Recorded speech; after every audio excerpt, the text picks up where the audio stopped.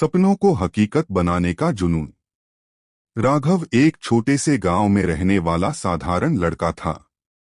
उसका जीवन वैसे ही चलता था जैसे बाकी गांव वालों का। सुबह खेतों में काम, दोपहर में थोड़ी सी पढ़ाई और फिर शाम को दोस्तों के साथ खेलना।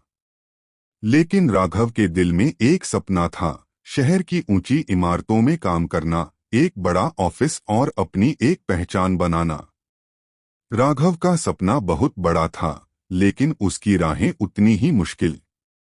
गांव में न तो अच्छे स्कूल थे और न ही पढ़ाई के लिए संसाधन। उसके पिता एक किसान थे जो मुश्किल से घर का खर्चा चला पाते थे। जब राघव ने अपने पिता से शहर जाकर पढ़ाई करने की बात कही तो उन्होंने साफ मना कर दिया। उन्होंने कहा, बेटा, हमारे बस की बात नहीं। अपने हिस्से की जमीन को संभाल और यहीं पर खुश रह। लेकिन राघव की आंखों में उस सपने की चमक इतनी तीव्र थी कि उसने हार मानने से इनकार कर दिया। उसने खुद ही छोटे छोटे काम करना शुरू किया, खेतों में दूसरों की मदद, गांव के बच्चों को ट्यूशन देना और अपनी किताबों के लिए पैसे जमा करना। जब उसके दोस्त छुट्टी में खेलते थे तब वह पढ़ाई करता था। उसने शहर की एक प्रतियोगी परीक्षा के बारे में सुना और ठान लिया कि उसे पास करना है। दिन रात मेहनत करने के बाद राघव ने वह परीक्षा पास कर ली। उसे शहर की एक प्रतिष्ठित यूनिवर्सिटी में दाखिला मिल गया। शहर की चमक-धमक और तेज जिंदगी ने उसे पहले थोड़ा डराया, लेकिन उसके भीतर का जुनून हर डर को हराता गया।